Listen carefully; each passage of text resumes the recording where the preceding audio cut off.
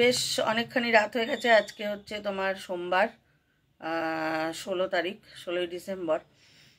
তো এখন মানে আর নিজেকে ধরে রাখতে পারছি না। ঠিক আছে, খুব দুঃখিত। আমি রোজ দিন ভিডিও দিতে পারছি না। প্রচুর উলের কাজ প্রচুর রয়েছে। তাছাড়াও নানান রকম দোকানে লোকজন আসে, করতেই পারছি না।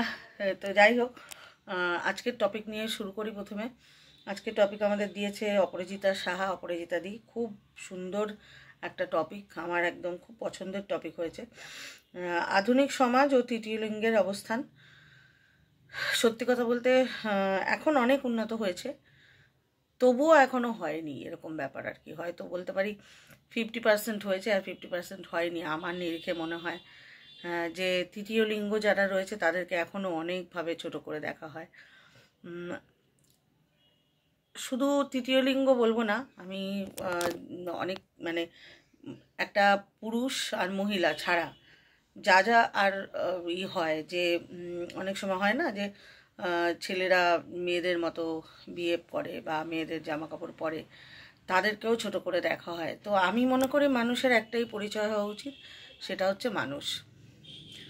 কোনো কিছু তার উপরে নির্ভর করে না, সে পুরুষ নারী নাকি সে কোনো আদার্স লিঙ্গ বা অন্য কোনো তার ইচ্ছা অনিচ্ছা, সে যেভাবে কমফর্টেবল সে সেইভাবে তাকে বাঁচতে দেওয়া এই পৃথিবীতে। প্রত্যেকটা মানুষের সুন্দর করে বাঁচা, তার ইচ্ছে করে মতো খুশি খুশি বাঁচা, এইটা করতে মানে এটাই হওয়া উচিত।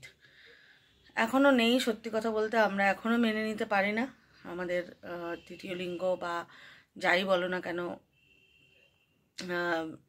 কেউ যদি ছেলেরা মেয়েদের মতো ড্রেস পরছে তাহলে আমরা ছোট করে কথা বলি, আমরা তাদেরকে দুচ্ছাই করি। বা মেয়েরা যদি ছেলেদের ড্রেস পরে তো দুচ্ছাই করি। তো আমি এটাই সবসময় বলবো যে মানুষকে মানুষের মতো করে বাঁচতে দাও। প্রত্যেকটা মানুষকে মানুষ হিসাবে দেখো, তার কোনো লিঙ্গ বা কোনো কিছু দেখো না। আর আরেকটা যেটা আছে সেটা নিয়ে আমি একটুখানি নেগেটিভও বলছি, সেটা হচ্ছে যারা পিঙ্গল হয়, মানে কি বলবো, তৃতীয় লিঙ্গই। তো তারা এখন মানে অনেক দিন ধরে এই রীতিটা আছে যে বাচ্চা কাচ্চা হলে বাড়িতে এসে টাকা পয়সা নেয়, ওরা ব্লেসিংস দেয়। অবশ্যই এটা খুব ভালো জিনিস, ভীষণ ভালো জিনিস। কিন্তু এইটা না একটা সীমাবদ্ধ করে একটা টাকার বা তাদের জন্য একটা কাজ, হ্যাঁ, অন্য কোথাও তারা সব জায়গায় কাজ করতে পারবে এরকম একটা ফেসিলিটিস আমাদের সমাজের করে দেওয়া উচিত। যেহেতু তার এই ফেসিলিটি নেই, তারা সব যে কোনো একটা তাদের জন্য কর্পোরেট লেভেল নেই যেখানে তারা চাকরি করতে কাজ করতে পারে বা সেই জায়গাটা তাদের চোখে ভালো চোখে দেখা হয় না। সেই জন্য কিন্তু ওরা এইভাবে মানুষের যারা বাচ্চা হয়, সন্তান জন্ম নেয় যখন, তখন কিন্তু বাড়ি বাড়ি গিয়ে ওরা প্রচুর টাকা ডিমান্ড করে। সেটা কিন্তু একরকম আমার কাছে এটা খুব খারাপ লাগে।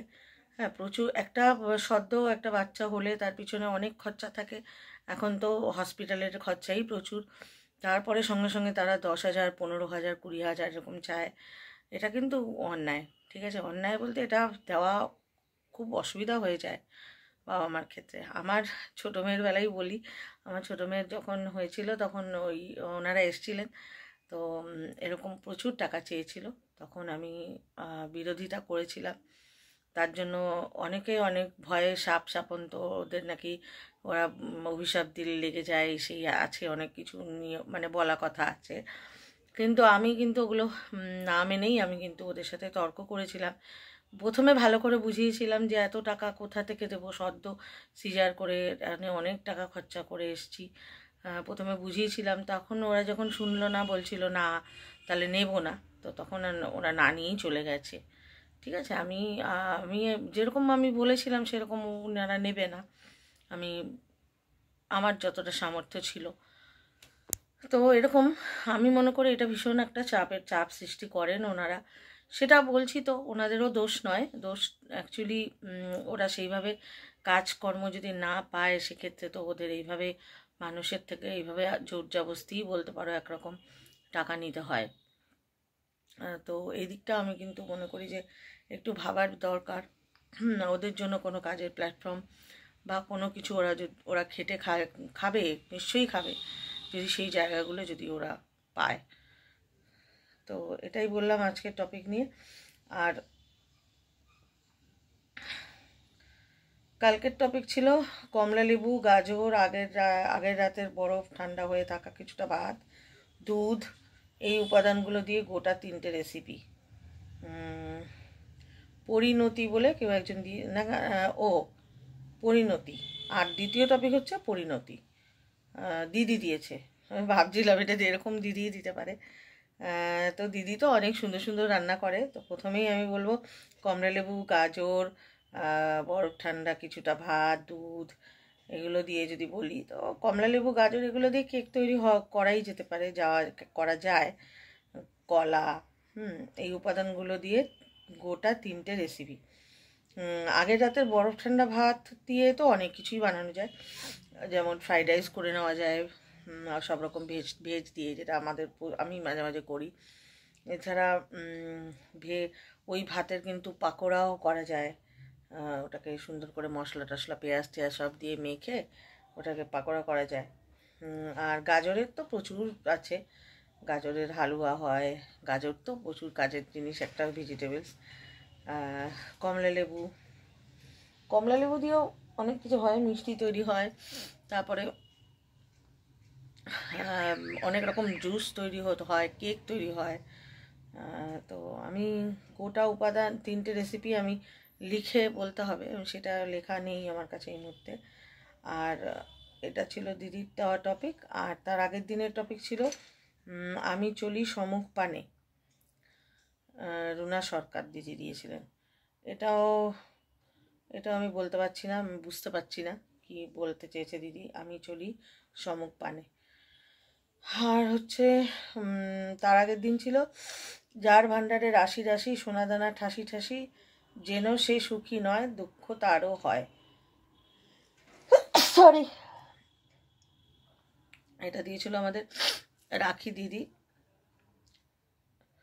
যার ভাণ্ডারে রাশি রাশি সোনাদানা ঠাসা ঠাসি, যেন সেও সুখী নয় দুঃখ তারও হয়। একদম আমরা ভাবি আমাদের যাদের কাছে অর্থ নেই তারা ভাবি অর্থ থাকলে বোধহয় আমি সব থেকে খুশি হতাম, কেন আমার অর্থ নেই, কেন আমি এত গরিব, কেন এত ভগবান এইভাবে জন্ম দিয়েছে, এরকম একটা করে।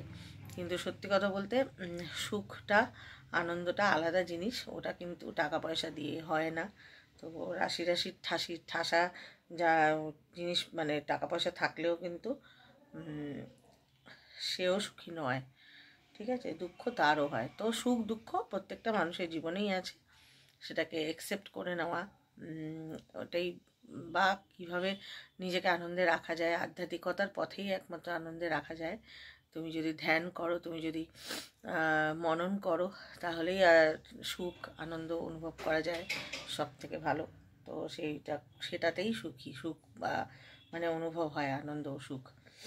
আর দুঃখকে জয় করা যায়, ঠিক আছে, নইলে সুখ দুঃখ সবারই আছে। যার রাশি রাশি টাকা, তার বেশি দুঃখ, সে টাকার চিন্তায় ঘুমাতেই পারে না, ঠিক আছে, কি করবে, টাকা কোথায় রাখবে, কেউ চিট করে নেবে নাকি, এরকম নানান ব্যাপার। তো এইভাবেই বললাম। এখন বেশ অনেকটাই রাত হয়েছে, দোকান থেকে এসে এখন বলছি, ভিডিও করছি। চলো, সবাই খুব ভালো থেকো, সুস্থ থেকো, নিজের খেয়াল রেখো।